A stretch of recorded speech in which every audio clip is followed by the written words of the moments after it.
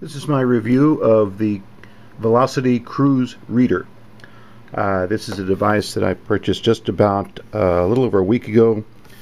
I got it at showing what I'm showing right now is it's actually is a book reader, but what's nice about it, it comes with a display here, a stand where you can actually mount it to show just a slideshow. Picture slideshow, which is a nice feature. Anyway, I got this about a week ago. So far, I've liked it. Have a few issues with it, but then what else is new? This is just showing the first thing that I'm demonstrating on the player is the slideshow feature. It is able to recognize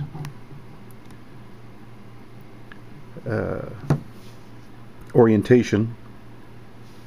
So far I've only gotten it to work this one way. This way it doesn't do it for me. So just so you know, it does work that way. It is it is touchscreen. The touchscreen is very responsive. When you first get it, you'll have just a blank screen with a few of the icons at the bottom. It does allow you to customize. I have a picture of our dog, a clock, and then you can put other items here. If you don't want them on your desktop, you just press and hold until it starts to vibrate. You drag it down here to the bottom where it turns red. You let go of it and it disappears. This feature, by the way, in addition to all the icons that are on the desktop, it also has many more preloaded in applications that are preloaded in. For example, you can pull up the main thing that this is promoting is the Borders books. It is an e-reader. This is not to be confused with an iPad. It's not anywhere near as effective or has as nearly as many features as an iPad. I'm sure the processor is much slower. But I spent $149 for this. They actually have it now at Borders. The week that I'm taping this, they have it on sale for $109. If you're on the Borders email list, they send you a $10. Right now they have a special offer for $10 off of ebooks, so you could actually get this thing for $100.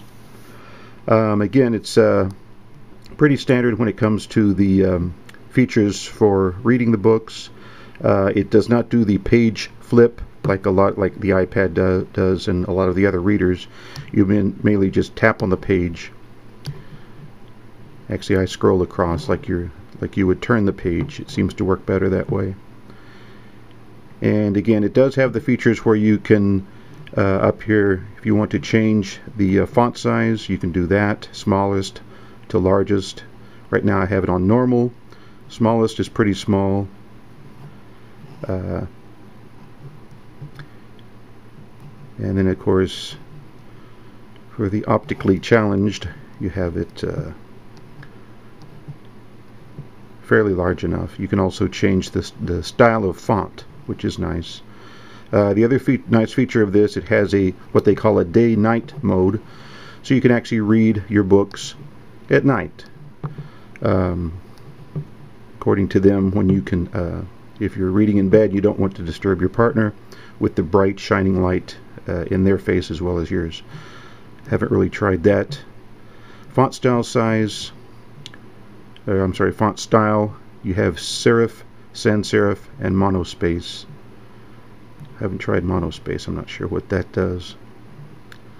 I'll put it back on the day mode. But again, it's pretty standard stuff. The one issue that I've found here is it's a little tough to navigate through a book. For example, if I hold it down, it will usually pull up a there we go. Takes a minute. Then you can scroll through the book. Chapter 1, page 17, 2024. This is just going through. Here we go up to chapter 18. So you can skip up to the other chapters. It does also save the bookmark when you stop reading a chapter, and when you exit out of the book, when you go back to the book, it will return back to your bookmark. Another nice feature, one thing I'll say about this, it does have internet connect, it does have Wi-Fi capability. It does, just to let you know, it does not play YouTube videos. Not sure which I've got saved to here. Looks like it's going to my email, so I'll skip out of that. Here's you can save your bookmarks. Let's see here. For example, if you want to go to CNN, the Wi-Fi works pretty well. Haven't had any complaints with the actual connectivity, but again, the thing that I keep telling myself is that this was $150. I mean, compared to an iPad, the price of an iPad. To zoom in, there we go. It also will have a little icon down here if you want to zoom in this way. There we go. But you know, it's Wi-Fi connectable. You can connect to the internet. Here's the keyboard. I guess this is for typing in. Pretty responsive. Whoops, there we go. Let me go back here.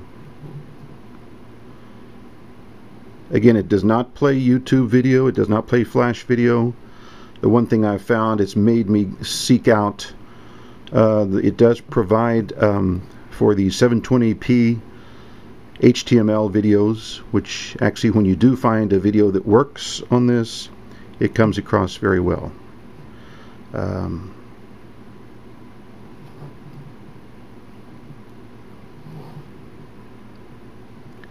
Seems to be loading a little slower tonight, of course, because I'm trying to tape a review. This is one I found at Vimeo, vimeo.com. Like I say, when you find a video that works, that it will play, it is very impressive. The quality of the video. This does have dual speakers. They're really nothing to be too impressed about, but you know, it's a nice device, especially for the price. I would recommend this. However, keep in mind, if you're the thing about it is that it tries to do a little too much for the price. It does internet connectivity. Let's see what else.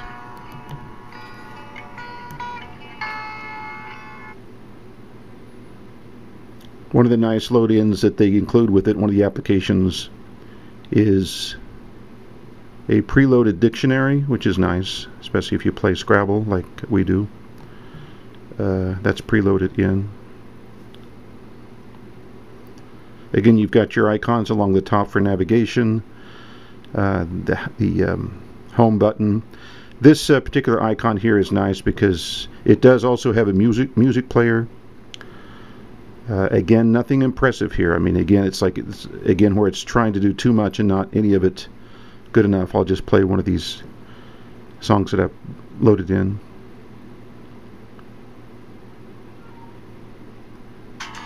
There we go. What's nice about this is it will play this in the background while you're doing other things. You can read and listen to music. This is a little widget where you can actually... Okay, it's not responding. There we go. So it actually, from your desktop, you can start and stop your music player. And again, you've got all of your applications here. Basically, for all of the features that it does.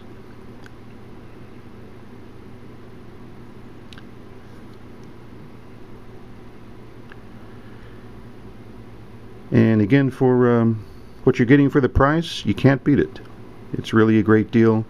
Nothing. This is, by the way, is operating on Android 2.0, which is a bit frustrating. It's not the most updated availability of Android. But again, everything I go back to is consider the price. If you can get this for a little over $100, that's a pretty good deal, I would say. Let's see. Here's Facebook. Okay, I'm not logged in. But again, for the price, you can't beat it. Just have it there on your desktop.